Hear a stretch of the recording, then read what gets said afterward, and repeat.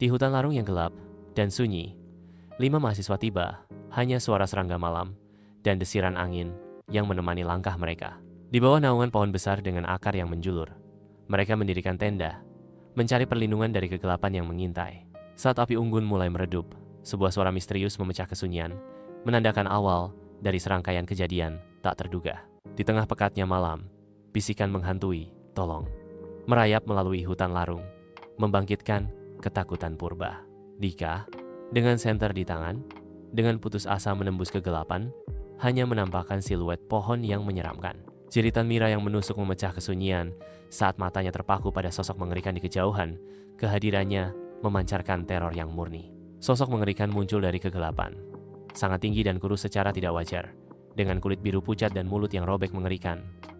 Kepalanya yang miring adalah lambang kengerian dunia lain. Kepanikan meletus saat Dika dan Mira lumpuh karena ketakutan, berpencar ke dalam kegelapan, masing-masing melarikan diri dari kengerian yang tak terkatakan.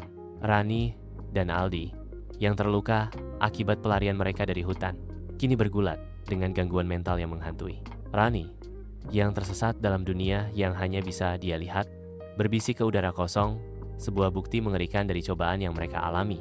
Di kamarnya, kesunyian Aldi berteriak lebih keras daripada kata-kata apapun saat dia secara kompulsif mengukir simbol-simbol aneh di dinding. Putus asa mencari obat, orang tua mereka beralih ke Buraras, seorang ahli paranormal, berharap dia dapat memperbaiki pikiran mereka yang retak.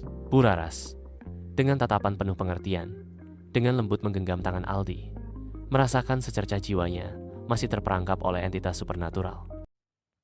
Rani dan Buraras memasuki hutan angker yang gelap dan penuh ancaman, di mana setiap langkah terasa seperti memasuki mimpi buruk yang menjadi kenyataan. Suara nyanyian anak-anak yang jauh bergema di antara pepohonan yang sunyi, mengiris keheningan dengan nada yang menghantui dan penuh teka-teki. Rani merasakan beban berat menindih tubuhnya, seolah-olah tanah itu sendiri menariknya ke dalam kegelapan yang tak berujung. Dalam upaya putus asa untuk melawan kekuatan jahat, Buraras menggenggam mantra dengan erat dan mulai melafalkan doa-doa kuno, berharap dapat mengusir roh-roh jahat yang bersembunyi di dalam hutan. Kabut tebal semakin menyelimuti hutan, mengubah lingkungan sekitar menjadi labirin yang menyesatkan di mana bahaya mengintai di setiap sudut.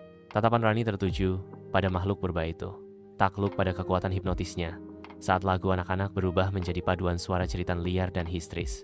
Akar hitam yang mengerikan menyembul dari dalam tanah, menjerat Rani dalam genggamannya, sementara peringatan putus asa Buraras menembus hiruk-pikuk yang kacau. Buraras berteriak, "Rani, jangan melihat mata makhluk itu."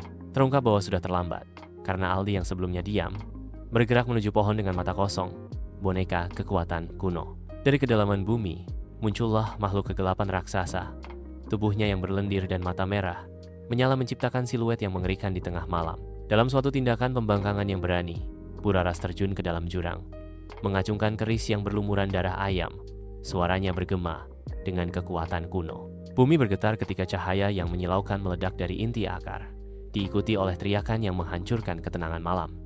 Dalam pertaruhan putus asa untuk menyelamatkan dunia, Buraras mempersembahkan pengorbanan terbesarnya, menyegel akar kejahatan untuk mencegah makhluk-makhluk itu melarikan diri.